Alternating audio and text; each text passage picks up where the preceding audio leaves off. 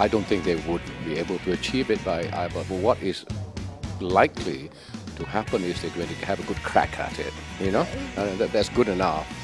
And if you don't have targets and timelines, obviously, you know, you won't hit anything at all. So therefore, even if they do not achieve it in the full, at least if they you know, went for it, then the momentum will be raised, especially with 4 years only remaining.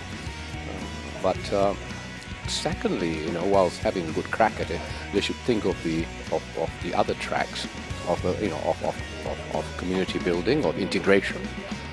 And we discussed, of course, today so many other tracks, you know, maybe what could be described as the bottom-up and the functional, you know, approach to the integrative efforts overall, not just economic.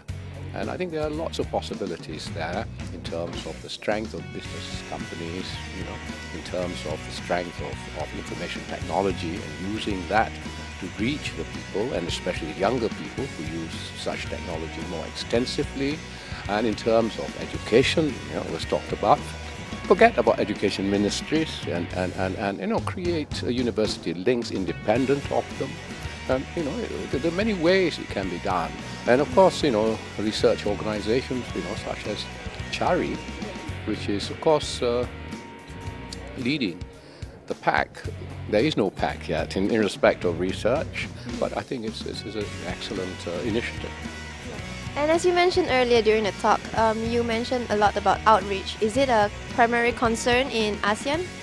Yes, I think outreach in the sense that, you know, if more people were aware and understood what ASEAN is about and what its targets and objectives are in terms of the 3 pillars of community building, it will more likely happen.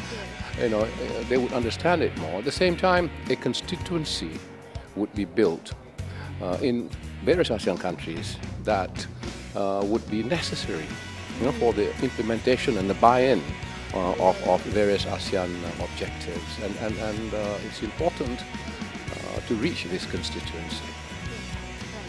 So in your opinion, what does it take exactly to create an ASEAN community?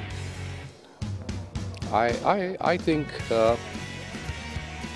although there was some skepticism about a top-down approach, without the top-down approach, there will not be an ASEAN community. We need it, but without a bottom-up approach, it will not be realized to the full. You see? So you need leadership. At the same time, you need support. So it's both approaches will be needed to do so. And it is good that governments are committed. It would be better if they committed more, you know, more committed and move forward faster, obviously. But at least they have commitment. Now what we discuss is what about the others?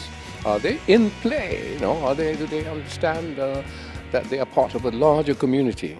They must be made to understand that there is this larger community looming, evolving, and what are the, and you know, they would work if there was that dynamism.